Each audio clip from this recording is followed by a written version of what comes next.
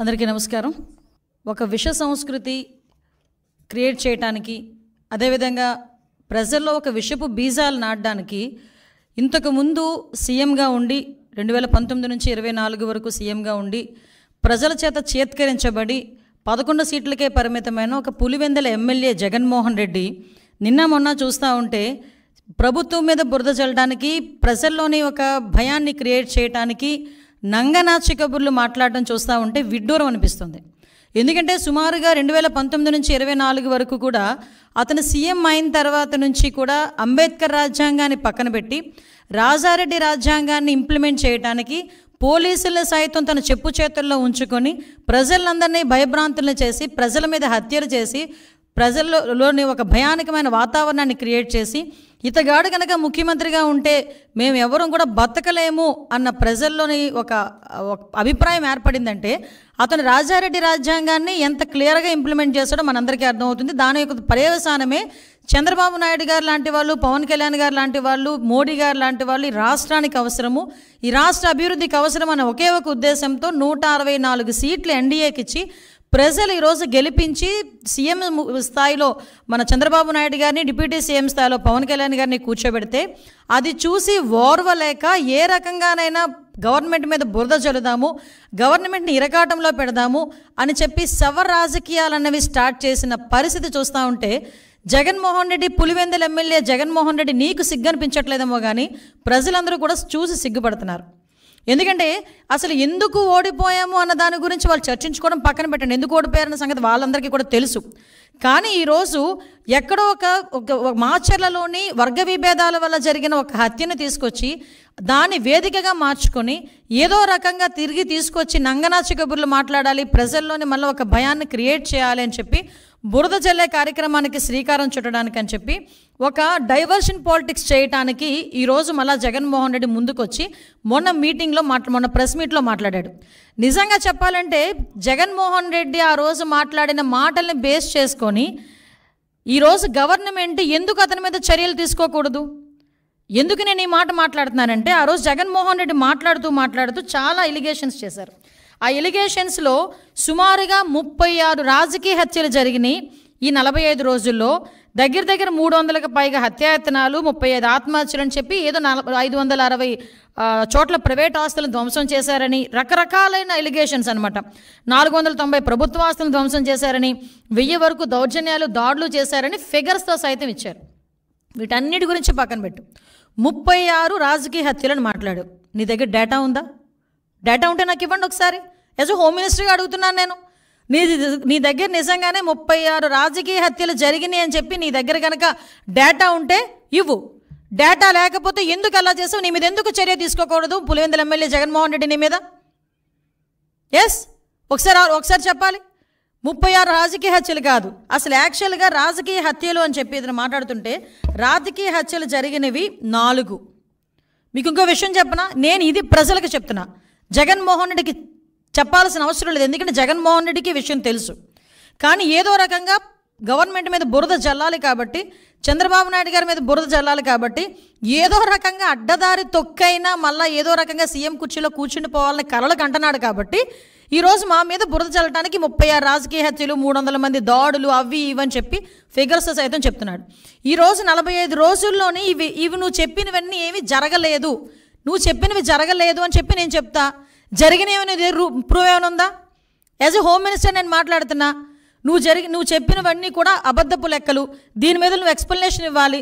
దీని మీద నేను కేసు పెట్టాలనుకుంటున్నాను. ఎందుకు కేసు పెట్టకూడదు? ఎందుకు చర్యలు తీసుకోకూడదు జగన్మోహన్ రెడ్డి మీద? ఈరోజు ప్రభుత్వం మీద అప్పుడు నిజంగా జరిగిన ఇన్సిడెంట్లే రంగనాయకమ్మ గారు జరిగిన ఇన్సిడెంట్ అమరావతి గురించి ఒక చిన్న పోస్ట్ పెట్టారని సిఐడి వాళ్ళని పంపించి ఆవిడ వయసును కూడా పక్కన పెట్టి వాళ్ళ చేత విచారణ జరిపించి సిఐడి ఆఫీసులో కూర్చోబెట్టి విచారణ చేపట్టావు.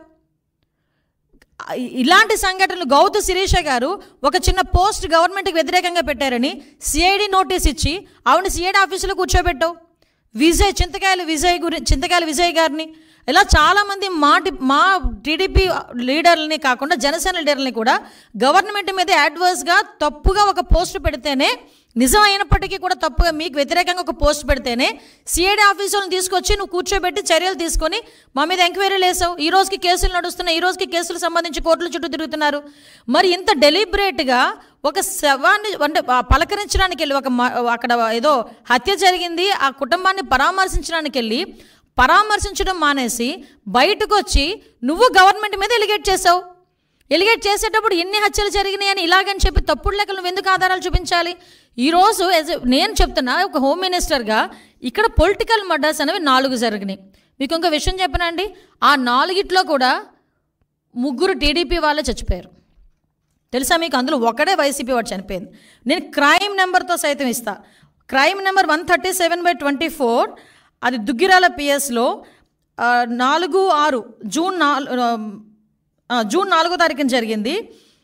చనిపోయింది కాసిం, చంపింది కమల్, వైసీపీ అతను. కావలస్తే మీరు political rivalry, accused belong to YCP and deceased to TDP. Due to political rivalry he was killed. The deceased was wearing TDP scarf and moving around which lead of alteration. What అలాంటిది ఇంకొకటి crime number 92/24 Veldurthi 9వ తారీఖున జరిగింది. Deceased TDP M Girinath Chowdary, TDP అతను చనిపోయాడు.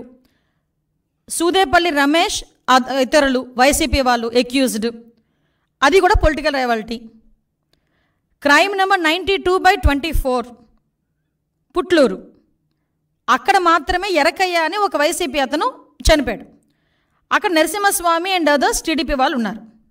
Next 4th one 148/24 Rayadurgam PS 9th జరిగింది. ఇది గొల్ల Adikesavulu TDP ఆయన్ని చంపేశారు. ఎవరు? వైసీపీ వాళ్ళు, కేశవరెడ్డి అండ్ అదర్స్.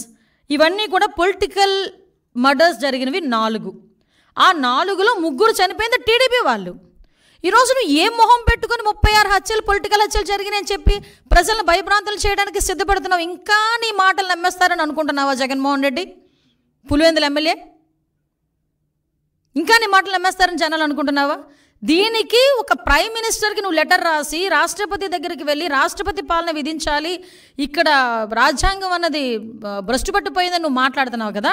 అసలు విషయం చెప్పను ఒకసారి. ఆంధ్రప్రదేశ్ హైకోర్టు తమరు 2019లో పీఠం ఎక్కిన తర్వాత 2020లోనే ఇక్కడ కాన్స్టిట్యూషనల్ బ్రేక్ డౌన్ జరుగుతుందని డైరెక్ట్గా హైకోర్టు ఆ రోజు మాట్లాడింది.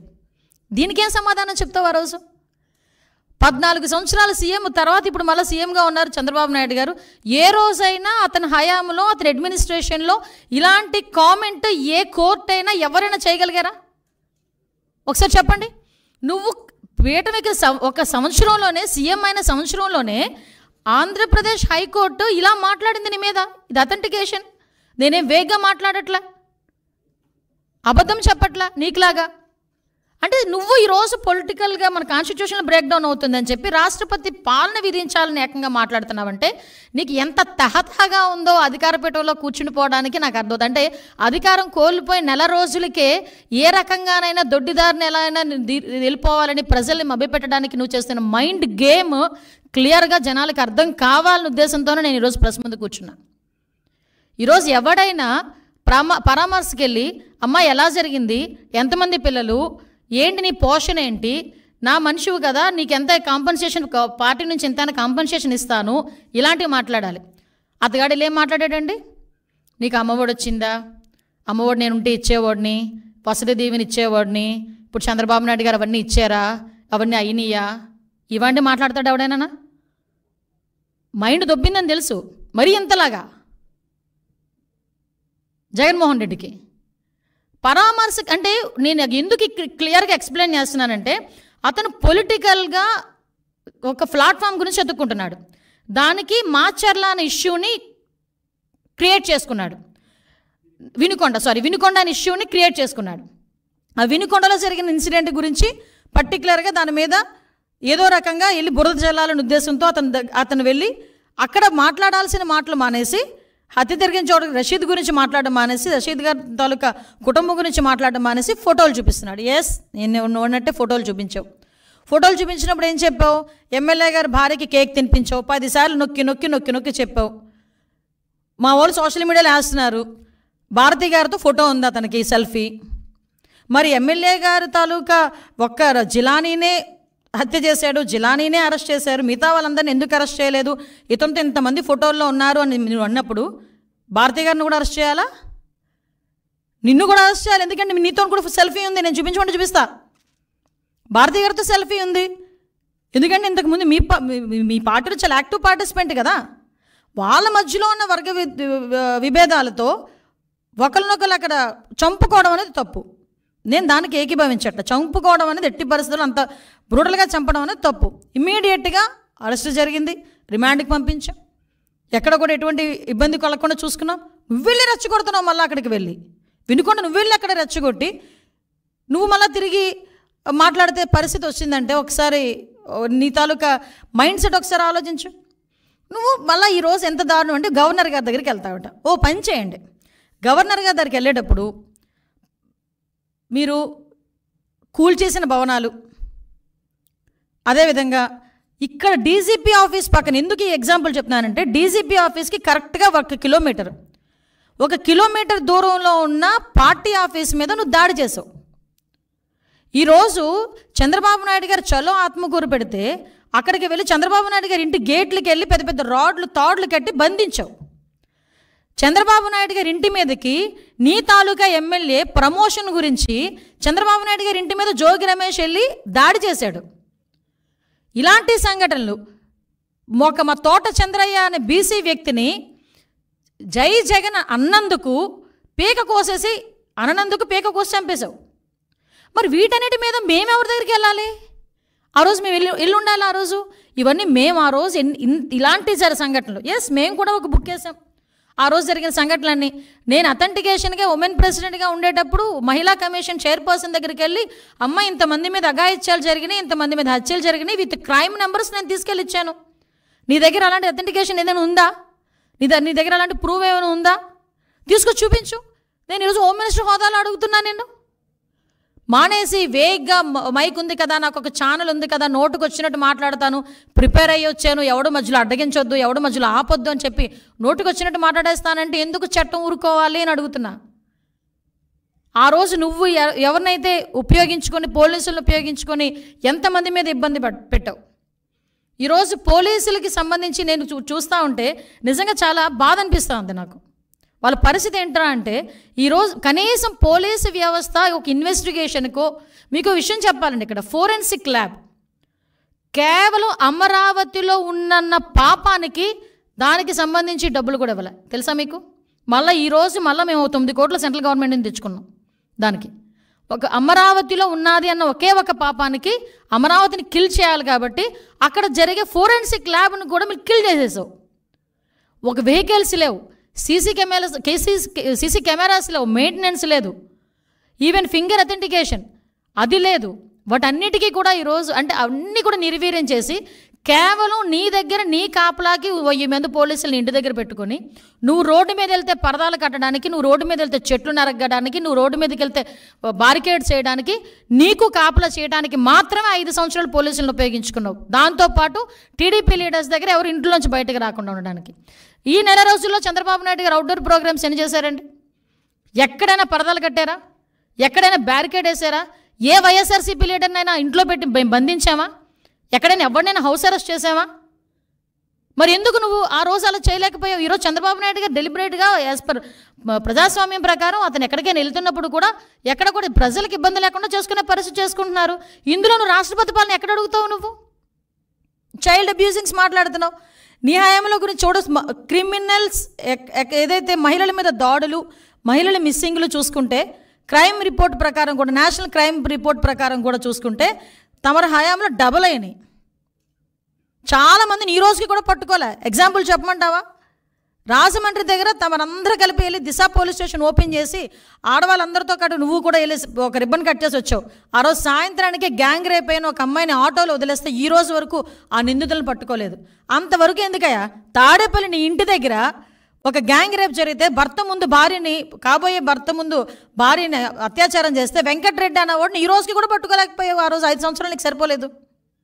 ఈరోజు ఎక్కడైనా జరిగిన ఏ ఇన్సిడెంట్లోనైనా చైల్డ్ అబ్యూజింగ్స్లో ఇమ్మీడియట్గా మేము అరెస్ట్ చేసి పోక్సో యాక్ట్ కింద వాళ్ళని లోపల పెట్టి రిమాండ్కి పంపించి ఇమ్మీడియట్గా స్పెషల్ కోర్టులు కూడా ఏర్పాటు చేసి వాళ్ళకి అతి తొందరగా శిక్ష పడేటట్టు కూడా చంద్రబాబు నాయుడు గారు ఆదేశాలు జారీ చేశారు. జగన్మోహన్ రెడ్డి నిన్ను ఒకటి అడుగుతున్నా, లాస్ట్ 5 సంవత్సరాలు సీఎంగా ఉన్నావు కదా, రమ్య హత్య కేసు గురించి నువ్వు మాట్లాడలే, స్నేహలత హత్య కేసు గురించి మాట్లాడలే, ఆఖరికి అనూష హత్య కేసు గురించి నువ్వు మాట్లాడలే, నీ నియోజకవర్గంలో జరిగిన నాగమ్మ హత్య కేసు గురించి కూడా నువ్వు ఏ రోజైనా మాట్లాడేవా నోరిప్పి? బట్ మా సీఎం గారు మొన్న రీసెంట్గా చీరాల్లో ఒక హత్య జరిగితే ఇమీడియట్గా నన్ను అక్కడికి పంపించి 36 గంటల్లో నిందితులను పట్టుకుని అమ్మాయికి ఎక్స్గ్రేషియా కూడా ఇచ్చొచ్చాం. ఇప్పుడు కూడా చైల్డ్ అబ్యూజింగ్స్ ఎక్కడైనా జరుగుతున్నాయి, చిన్నపిల్లల మీద అఘాయిత్యాలు జరుగుతున్నాయి అని సంఘటన తెలిసిన వెంటనే నాకన్నా ముందు ఆయన స్పందిస్తున్నారు, ఆయన మాట్లాడుతున్నారు పోలీస్ డిపార్ట్మెంట్ వాళ్ళతో. అది అడ్మినిస్ట్రేషన్ అంటే. అసలు ఏ రోజు కూడా ఈవెన్ గాంజా మీద కానీ చిన్నపిల్లల మీద హత్యలు రేపుల మీద కానీ ఏ రోజైనా హోమ్ డిపార్ట్మెంట్ని కూర్చోబెట్టి ఒక రివ్యూ అయినా చేసావా? నువ్వు ఈరోజు లా అండ్ ఆర్డర్ గురించి మాట్లాడుతూ ఉంటే, నీతులు చెప్తా ఉంటే సిగ్గు అనిపించట్లేదా? మేము సిగ్గుపడాలా ఈరోజు? ఇది నేను ప్రజలకి చెప్పాలి ఈ విషయాలన్నిటి. నేను ఎంత దారుణంగా మా మీద బురద చల్లడానికి, మన మీద బురద చల్లడానికి. ఎందుకు మన అన్నారంటే, ఈరోజు ప్రజలందరూ కూడా మ్యాండేట్ ఇచ్చి ఈరోజు చంద్రబాబు నాయుడు గారిని కూర్చోబెట్టారు. అంటే చంద్రబాబు నాయుడు గారి మీద ఒక మాట మాట్లాడుతున్నారంటే ప్రజలందరి మీద కూడా మాట్లాడినట్టే. చంద్రబాబు నాయుడు గారు is not a common man. CM ఆయన, రాష్ట్ర ముఖ్యమంత్రి, ప్రజల చేత ఎన్నుకోబడిన రాష్ట్ర ముఖ్యమంత్రి. మీకు ప్రూవ్ ఉంది, మాట్లాడండి, మేము సరిదిద్దుకుంటాం. ఎస్, ఇది ఇలా జరుగుతుంది, మీరు చెప్పండి, నిజమైతే కనుక మేము యాక్షన్ తీసుకుంటాం. యాక్షన్ తీసుకోకపోతే మీరు మాట్లాడండి. అంతేగాని ఒక వర్గ విభేదాల మధ్యలో జరిగిన వినుకొండ ఇష్యూని బేస్ చేసుకొని ఈరోజు ఒకసారి అక్కడికి వచ్చి కూర్చొని నేను నాకు నోటుకు వచ్చినట్టు మాట్లాడతానని మాట్లాడి దాన్ని ప్లాట్ఫామ్ కింద తీసుకొని జగన్మోహన్ రెడ్డి ఉండుంటే వసతి దీవెన వచ్చేది. అరే అసలు నువ్వు ప్రమోషన్ ఏంటి నాకు అర్థం కాదు. జగన్మోహన్ రెడ్డి వచ్చింటే వసతి దీవెన వచ్చేది, జగన్మోహన్ రెడ్డి వచ్చింటే అది వచ్చేది, జగన్మోహన్ రెడ్డి ఇది వచ్చేది అని నువ్వు ఒక ప్లాట్ఫామ్ క్రియేట్ చేసుకుని దాని దగ్గర మాట్లాడడానికి ప్రయత్నం చేస్తున్నావు తప్పించి నిజంగా ఒక కన్సెంట్తో మాట్లాడే పరిస్థితి ఎక్కడ కూడా కనిపించలే. అంత దూరం వచ్చావు, ఫోటోలు చూపించావు, అది చేసావు, ఇది చేసావు, నీ నాయకుడు అంటున్నావు, నీ కార్యకర్త అంటున్నావు, నీ దగ్గర బోల్డ్ ఆస్తుంది, రూపాయి ఎందుకు ఇవ్వలేకపోయావు? తోట చంద్రయ్య చనిపోయినప్పుడు ఆర్థిక సహాయం చేయలేదు తెలుగుదేశం పార్టీ. నాకు తెలిసి 25 లక్షలు 30 లక్షలు ఇచ్చారు, ఇంకా ఎక్కువ ఇచ్చినట్టున్నారు, దగ్గర ఎక్కువ ఇచ్చారు. అంటే నేను ఎందుకు చెప్తున్నానంటే, నువ్వు నిజంగా భుజాన్ని వేసుకొని నీ కార్యకర్తని భుజాన్ని వేసుకొని ఆ రోజు వచ్చేసి శాంతి భద్రతల గురించి, లా అండ్ ఆర్డర్ గురించి, ఆటవిక పరిపాలన సాగుతుందని నీ నోట్ నుంచి అలాంటి మాటలు వస్తుంటే, అలవాటుగా వచ్చేస్తుంటే అలాంటి మాటలు నిజంగా నవ్వొస్తుంది. ఈరోజు నేను ఒకటే చెప్తున్నా, అప్పీల్ చేస్తున్నా పబ్లిక్కి కూడా, దయచేసి ఒక్కసారి మీరు కూడా ఆలోచన చేయండి.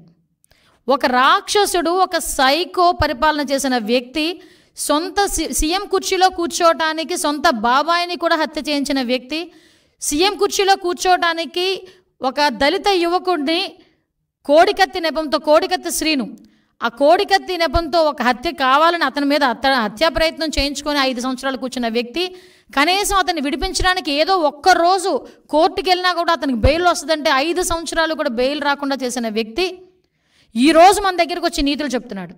మళ్ళీ సీఎం కుర్చీలో కూర్చోడానికి గులకరాయి వేషాలు వేశాడు. అవన్నీ కూడా ప్రజలకు తెలిసినాయి. అఫ్కోర్స్ అదృష్టం కొద్దీ అది ఎవరు కూడా నమ్మలేదు.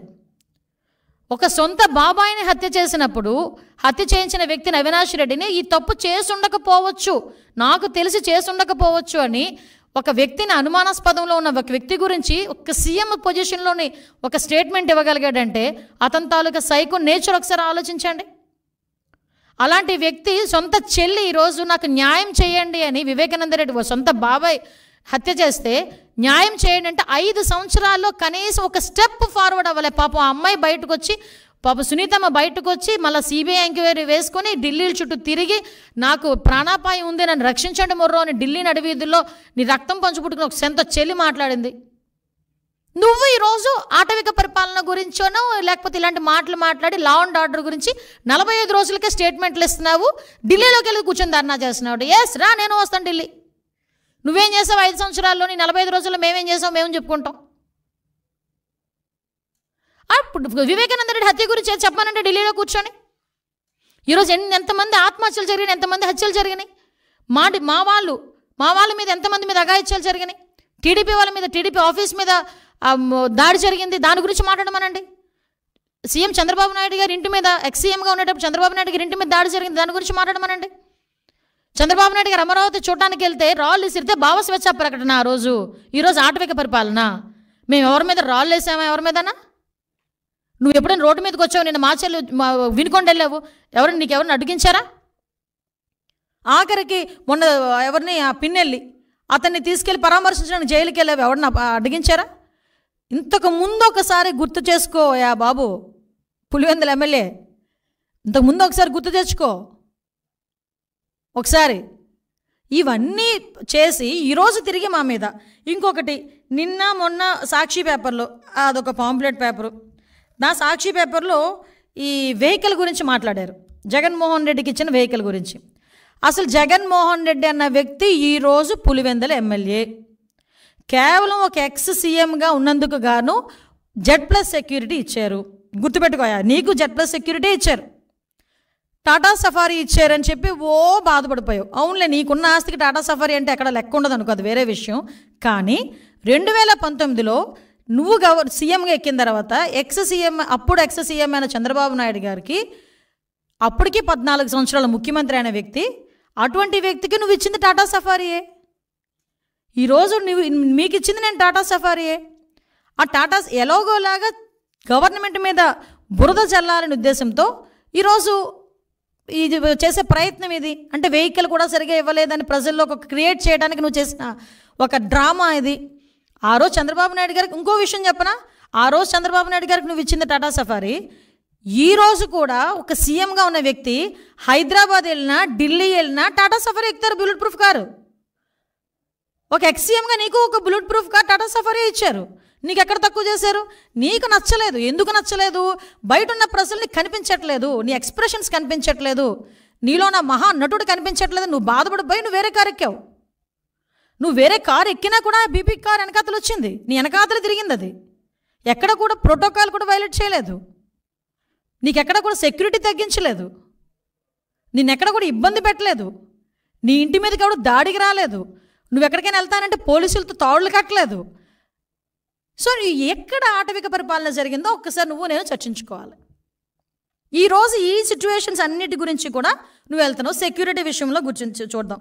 అసలు యాక్చువల్గా సెక్యూరిటీ రివ్యూ కమిటీ అని చెప్పి SRC అని ఒకటి ఉంటుంది, అందులోనే IB GID 2 ఉంటాయి. వాళ్ళు ఫిక్స్ చేస్తారు ఎంత ఎవరికి ఎలాంటి సెక్యూరిటీ కావాలి, ఎవరికి ఎలాంటి సెక్యూరిటీ ఇవ్వాలి అనేది వాళ్ళు ఫిక్స్ చేస్తారు. సో వాళ్ళ ఫిక్సేషన్ ప్రకారం కూడా నువ్వు వెహికల్ ఎక్కావు, నీకు బీపీ వెహికల్ నీకు పంపించారు, సఫారీ పంపించారు, అది దిగిపోయావు. నీకు థ్రెట్ లేదా? రేపు పొద్దున్న ఏం చేస్తావు? ఎవడో నీ మనిషి ఏదో రాయి విసిరించుకుంటావు. నీకు అలవాటు కదా గులకరాలతో ఆడుకోవడం, కోడికత్తులతో ఆడుకోవడం. ఒక రాయి విసిరించుకుంటావు. అదిగో చంద్రబాబు నాయుడు గారు చేయించారని చెప్పి మళ్ళీ మాట్లాడడానిక? మరి ఎందుకు బీపీ కారు నువ్వు దిగావు? నీకు థ్రెట్ లేదనా? బీపీ కారు ఎందుకు దిగాల్సి వచ్చింది? నీ కారు ఎందుకు ఎక్కాల్సి వచ్చింది? అంటే ఏదో రకంగా గవర్నమెంట్ మీద బురద చల్లాలి. ఇంకొక విషయం చెప్తా, ఎప్పుడైతే మనోడు 24న ఎప్పుడో ఐ థింక్ కొంతమంది ఏదో మీడియాలో చూశాను, 24న ఎప్పుడో ఢిల్లీలోకి వెళ్ళి ధర్నా చేస్తాడంట బుధవారం. అతను ఢిల్లీలో ఎందుకు చేస్తున్నాడు తెలుసా? మరి 22వ తారీఖు నుంచి అసెంబ్లీ ఉంది కదండి, అసెంబ్లీలో వస్తే మన బండారం బయటపడిద్ది.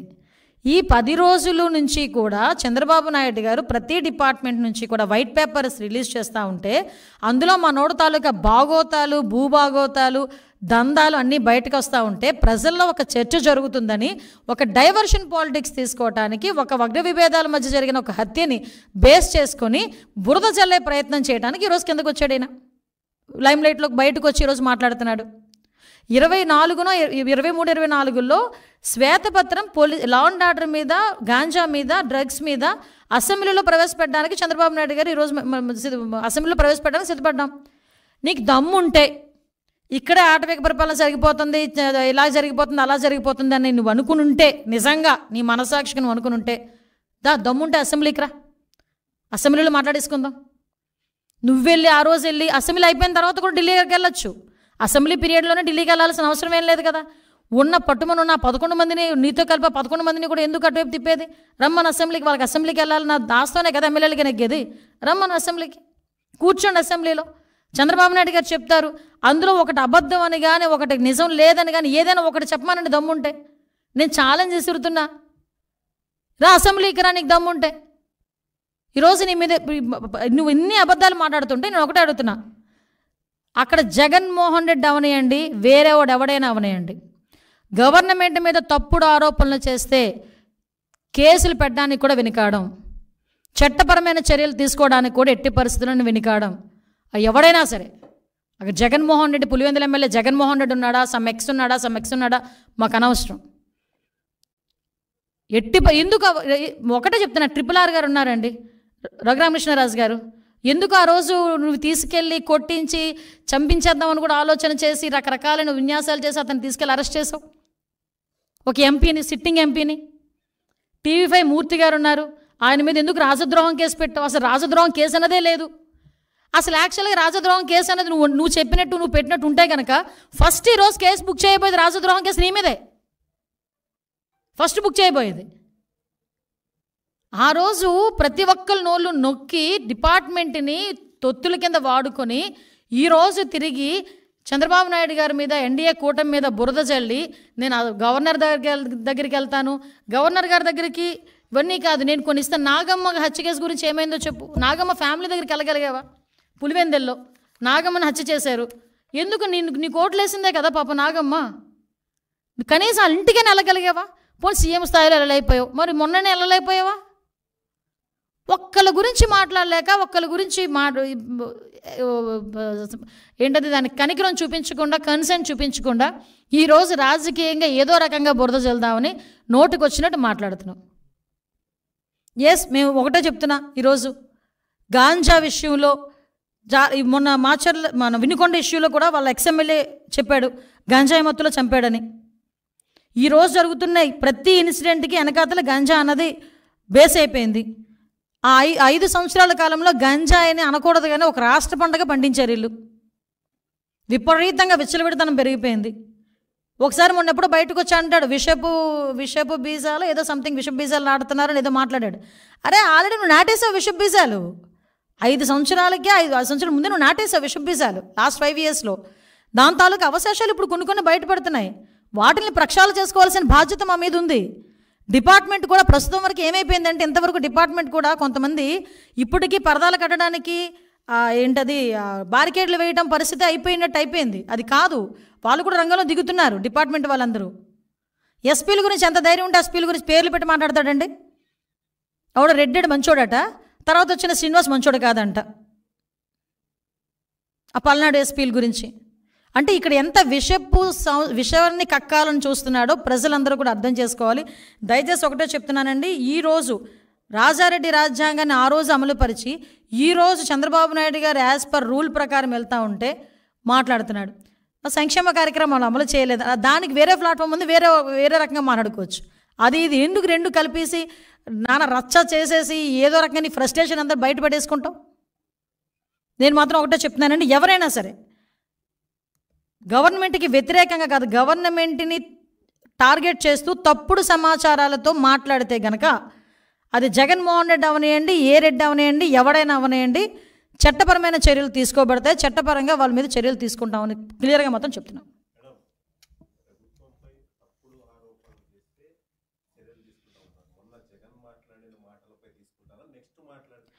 మొన్న జగన్మోహన్ రెడ్డి మాటలపై ఎందుకు కూడా తీసుకుంటాం, ఎందుకు తీసుకోకూడదు? ఎందుకంటే మొదట ఆయనే మాట్లాడాడు కదా, ఆయన తర్వాత మిగతా వాళ్ళందరూ మాట్లాడతారు. ఆయన మాట్లాడినప్పుడు మేము ఊరుకున్నాం అనుకోండి, మిగతా వాళ్ళు వచ్చి మాట్లాడతారు. మేము ఎందుకు ఆ ఛాన్స్ ఇవ్వాలి? మేము తప్పు చేస్తే మీరు అన్నట్టు మేము మాట్లాడకుండా ఊరుకోవచ్చు. మేము తప్పు చేయలే, ఇక్కడ తప్పు జరగల. నోటుకొచ్చినట్టు 1000, 2000, 400, 460 అని చెప్పి నోటుకొచ్చిన అంకెలు చెప్పేసి ఏది పడుతుంది మాట్లాడేస్తే ఎవరు ఊరుకుంటారు? ఊరుకోవాల్సిన అవసరం లేదు కదా.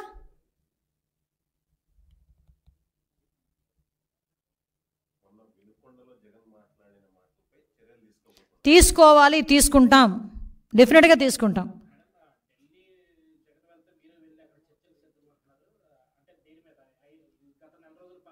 కాదండి, లాస్ట్ 5 years గురించి కూడా మాట్లాడాలి కదా.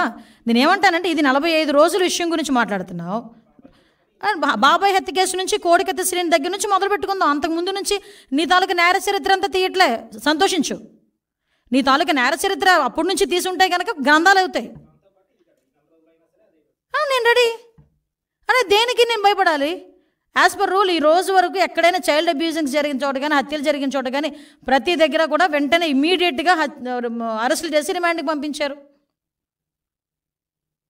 పోక్సో యాక్ట్ సంబంధించి ప్రత్యేక కోర్టులు చిన్నపిల్లల మీద జరిగిన అఘాయిత్యాల మీద ప్రత్యేక కోర్టులు ఏర్పాటు చేస్తామని సాక్షాత్తు మన సీఎం గారు బయటకు చెప్పారు. దీని మీద ఎంత ధైర్యం ఉంటే ఈరోజు ఒక సీఎం గారు ఈరోజు వైట్ పేపర్ రిలీజ్ చేయాలండి? లా అండ్ ఆర్డర్ విషయంలో మేము తప్పు చేయలేదు కాబట్టి లాస్ట్ గవర్నమెంట్లో జరిగిన సిచ్యువేషన్స్ అన్నింటిని ఎక్స్ప్లెయిన్ చేయాలి. ఈరోజు బీసీలు కేవలం 300 మందిని హత్య చేశారు. దాని గురించి వస్తాడు రాడు కనుక్కోండి ఒకసారి. ఎస్సీలను ఎంతమందిని ఇబ్బంది పెట్టాడు, బీసీలను ఎంతమందిని ఇబ్బంది పెట్టాడు. ఒక ఆడపిల్ల అరే మా అక్కని ఏడిపించొద్దని చెప్పిన పాపానికి కిరోసిన్ పేస్ట్ తగిలెట్టేశాడే. పేరుచేరలోని ఇదే వైఎస్ఆర్సీపీ నాయకుడు ఒక మైనర్ బాలికని వ్యభిచార కూపంలోకి పంపించాడు.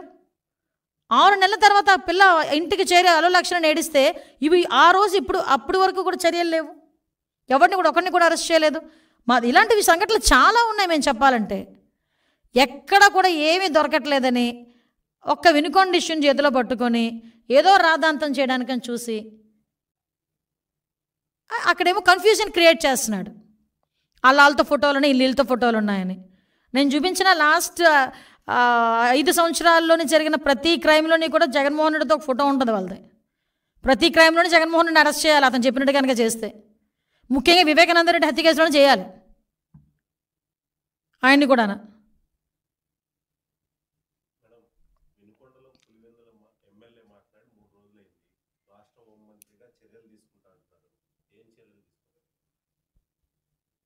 యాజ్ పర్ రూల్ చట్టం ఏ రకంగా అయితే మీకు 153 అని చెప్పి ఒక సెక్షన్ ఉంది, దాని ప్రకారం కానీ ఇంకా మేము కూడా లీగాలిటీ, ఎందుకంటే ప్రజలకు తెలియజెప్పాలి. అరే మీరు మాట్లాడుతున్న విషయంలో ప్రూవ్ ఉంటే నిజమైతే మాట్లాడచ్చు, నిజం కాకుండా బురద జల్లే ప్రయత్నం చేస్తే కనుక ఎలాంటి వాడికైనా చర్యలు తప్పవు అన్న ఇండికేషన్ అయితే డెఫినెట్గా వెళ్ళాలి పబ్లిక్కి, ముఖ్యంగా మా పార్టీ వాళ్ళకి. కాబట్టే వాళ్ళ మీద ఎటువంటి చర్యలు తీసుకుంటాం. పోలీస్ డిపార్ట్మెంట్ వాళ్ళు ఆ పనిలోనే ఉన్నారు.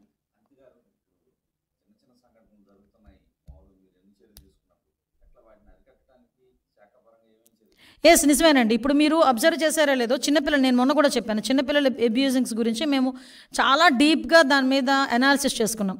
అనాలిసిస్ చేసుకుంటే ఫర్ ఎగ్జాంపుల్ ఒక 10 సంఘటనలు జరిగినాయి అనుకోండి, 10 సంఘటనలోని కూడా 10 సంఘటనలు కూడా నియర్ బై పక్కింటి వాళ్ళు కానీ, వాళ్ళతో బాగా క్లోజ్ అసోసియేషన్లో ఉన్న వాళ్ళు కానీ, వాళ్ళ తాతలు వరసలు వాళ్ళ రిలేషన్స్ కానీ వాళ్ళే ఎక్కువగా ఇలాంటి అఘాయిత్యాలకి పాల్పడడం ఒక ఎత్తు అయితే, ఎక్కువ మేజర్గా కల్తీ మద్యం తాగి మద్యం మత్తులోని గంజాయి మత్తులోని మాత్రమే ఇలాంటి సంఘటనలు జరుగుతున్నాయి. సో దాన్ని ఏ విధంగా అరికట్టాలి, దాన్ని ఏ విధంగా అవేర్నెస్ క్రియేట్ చేయాలనే ఉద్దేశంతో లాస్ట్ టైం చెప్పాము నార్కోటిక్ టాస్క్ ఫోర్స్ గంజాయి విషయంలోని మేము ఏర్పాటు చేస్తున్నాం.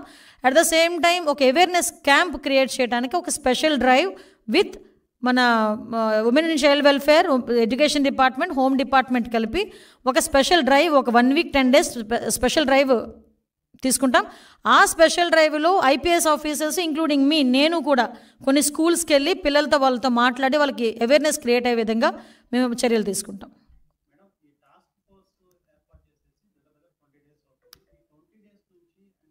టాస్క్ ఫోర్స్ ఇంకా ఏర్పాటు చేయలేదండి. టాస్క్ ఫోర్స్ ఏర్పాటు చేస్తామని చెప్పాము. 1 or 2 డేస్లో టాస్క్ ఫోర్స్ ఏర్పాటు చేసేస్తాము. దానికి స్పెషల్గా ఒక ఆఫీసర్ని అలాట్ చేయాలి, స్పెషల్ ఆఫీసర్ని అలాట్ చేయాలి, ఒక ఐపీఎస్ ఆఫీసర్ని అలాట్ చేయాలి, డిఎస్పీ స్థాయిలో అడిషనల్ ఎస్పీ స్థాయిలో వ్యక్తులను అందులో అలాట్ చేయాలి. దీనికి ఒక లీగాలిటీ ప్రకారం చేయాలి కాబట్టి దానికి ఒక టైం తీసుకుంటున్నాం అంతే. అది డెఫినెట్గా జరుగుతుంది. At the same time within 1 week 4-5 డేస్లో 2 డేస్లో టోల్ ఫ్రీ నెంబర్ వస్తుంది. దానికి ఇంటర్నల్గా ఇక్కడ మనకి బిఎస్ఎన్ఎల్ కానీ దేనికైనా టైప్ చేయాలి. ఓవరాల్గా టోల్ ఫ్రీ నెంబర్ కూడా ఒక 4-5 డేస్లో టోల్ ఫ్రీ నెంబర్ కూడా ఇస్తాం. డీజీ స్థాయి అధికారి, అడిషనల్ డీజీ స్థాయి అధికారి వస్తారు, ఒక ఐజీ స్థాయి అధికారి వస్తారు.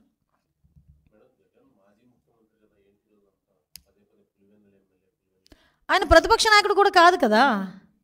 సో నేను ఎందుకు, ఆయన ఎమ్మెల్యేనే కదా ఇప్పుడు, అందుకే ఎమ్మెల్యే అన్నాను. ఇప్పుడు చంద్రబాబు నాయుడు గారు ముఖ్యమంత్రి అండి, చంద్రబాబు నాయుడు గారు ముఖ్యమంత్రి అంటాం కానీ ఆయన ఎప్పుడు అప్పుడు మాజీ మధ్యలో లేరు కదా, మాజీ ముఖ్యమంత్రి అనం కదా. ఇప్పుడు ఏ డిజిగ్నేషను అదే కదా. ఇప్పుడు నన్ను హోమ్ మినిస్టర్ అంటారు కానీ మాజీ ఎమ్మెల్యే అంటారు కదా. అలాగే నేను చెప్పాను అంతే. ఆయన ప్రతిపక్ష నాయకుడు కాదు, ప్రస్తుతం MLA, Pulivendula MLA. Any doubt?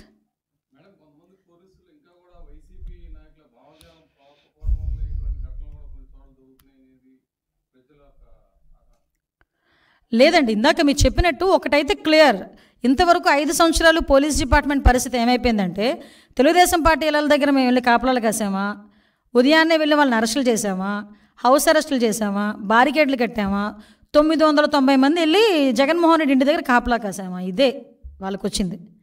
కానీ ఇప్పుడు వాళ్ళ రెగ్యులర్ డ్యూటీస్ ఏంటి అన్న విషయంలో ఇప్పుడు వెళ్తున్నారు. కాబట్టి కొంచెం అటు ఇటు బ్యాలెన్స్ చేయడానికి కొంచెం టైం పడుతుంది.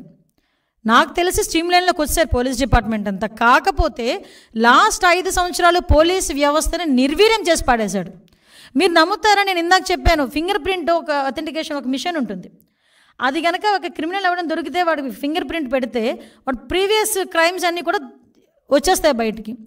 అలాంటి వాటికి డబ్బులు ఇవ్వలేదని, డబ్బులు కట్టక అవన్నీ కూడా మూలన పడిపోయినాయి. సీసీ కెమెరాస్, నాకు ఉదయం ఒక అతను ఫోన్ చేశాడు, అమ్మ నా కారు అద్దం పగలగొట్టి విజయవాడ దుర్గగుడి దగ్గర కారు అద్దం పగలగొట్టి ఒక బ్యాగ్ తీసుకెళ్ళిపోయారు అంటే నేను అన్నాను అనమాట, పోలీస్ కంప్లైంట్ ఇచ్చారంటే, మేడం అక్కడ సీసీ కెమెరాస్ పని చేయట్లేదంట మేడం. సీసీ కెమెరాస్ కూడా వాటికి కూడా డబ్బులు ఇవ్వలే. సీసీ కెమెరాస్కి కనీసం పోలీసుల వెల్ఫేర్కి కూడా కనీసం ₹1 కూడా ఈరోజు వరకు ఇవ్వలే, పోలీస్ వెల్ఫేర్కి కూడా. సో అటువంటి సిచ్యువేషన్లో పోలీస్ డిపార్ట్మెంట్ ఫోరెన్సిక్ ల్యాబ్స్ లేవు. ఇలాంటి సిచ్యువేషన్స్లో పోలీస్ డిపార్ట్మెంట్ మాత్రం ఎంతవరకు పరిగెడుతుంది? లాస్ట్ టైం దాన్ని ఏం చేశారంటే దాన్ని అలా నిర్వీర్యం చేసేసి వాళ్ళ పనులకు చేసుకోవడానికి ఉపయోగించుకున్నారు డిపార్ట్మెంట్ని. ఈరోజు అలా కాదే. డెఫినెట్గా ఎక్కడ ఏ ఇన్సిడెంట్ జరిగినా ముఖ్యమంత్రి స్థాయిలో ఉన్న చంద్రబాబు నాయుడు గారు డెఫినెట్గా దాని మీద రియాక్ట్ అవుతున్నారు. మిస్సింగ్ కేసుల గురించి కానీ ఏ కేసుల గురించి అయినా క్లియర్గా ఒక ముఖ్యమంత్రి స్థాయి వ్యక్తి ఈరోజు లా అండ్ ఆర్డర్ విషయంలోని కానీ, అట్ ద సేమ్ టైం గాంజా విషయంలోని కానీ, శాంతి భద్రతల విషయం అన్నింటిలోని కూడా వైట్ పేపర్ రిలీజ్ చేస్తున్నాం మేము. చెప్పాలి, ప్రజలకు కూడా చెప్పాలి. అరే 5 సంవత్సరాలు ఎలా నిర్వీర్యం చేశారు, 5 సంవత్సరాలు ఎలా దాడులు చేశారన్న విషయం ప్రజలకు తెలుసు, గుర్తు చేయాలి ఒకసారి. డాక్టర్ సుధాకర్ ఏం తప్పు చేశాడనండి? డాక్టర్ సుధాకర్ విషయంలో సిబిఐ ఇన్వాల్వ్ అయింది ఏకంగా. ఆ రోజు ఇతను ఏం చేయాలి నిజంగా? ముఖ్యమంత్రిగా ఆ రోజైనా అర్హుడా? సో ఇలాంటి సంఘటనలు చెప్పుకోవాలంటే చాలా ఉన్నాయి. ఆయన ఢిల్లీకి వెళ్ళి కాదు కదా, ఎక్కడికి వెళ్ళి కూర్చున్నా ఆయన తాలూకా చరిత్ర మేం చెప్పక్కర్లే, బయటికి క్లియర్గా అందరికీ తెలుసు. కాబట్టి ప్రజలందరూ కూడా దీన్ని గమనించాల్సిందిగా కోరుకుంటున్నాను.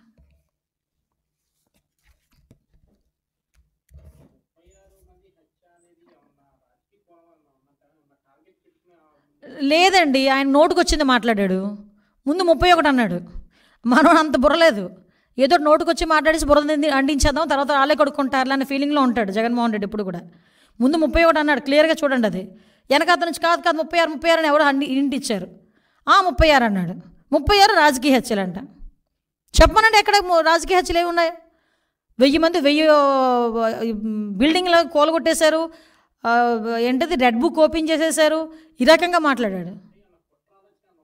క్లియర్గా ఉంది కుట్ర ఆలోచన. అతగాడు ఏమనుకుంటాడంటే, నేను ఏం చెప్పినా ప్రజలు నమ్మేస్తారు, లా అండ్ ఆర్డర్ విషయంలోనే కనుక ఇలా పదే మాట్లాడితే కనుక ప్రజలు నమ్మేస్తారు అనుకుంటున్నాడు. నేను చెప్తున్నాను కదండి, గవర్నర్ని కాదు రాష్ట్రపతి గారిని కలిసేటప్పుడు కూడా ఒకటే విజ్ఞప్తి చేస్తున్నా పులివెందుల ఎమ్మెల్యేకి, అయ్యా వివేకానంద రెడ్డి హత్య గురించి అందరి గురించి ఎందుకు, మీ బాబాయ్ సొంత హత్య గురించి ఏదో కనుక్కో ఒకసారి వెళ్ళి గవర్నర్ గారి దగ్గరికి వెళ్ళి. నేను కాదని చెప్పట్లే, వెళ్ళి లాస్ట్ 5 సంవత్సరాల్లో జరిగిన సంఘటనల గురించి కూడా మాట్లాడు, నీ హయాంలో జరిగిన క్రైమ్ గురించి కూడా మాట్లాడు.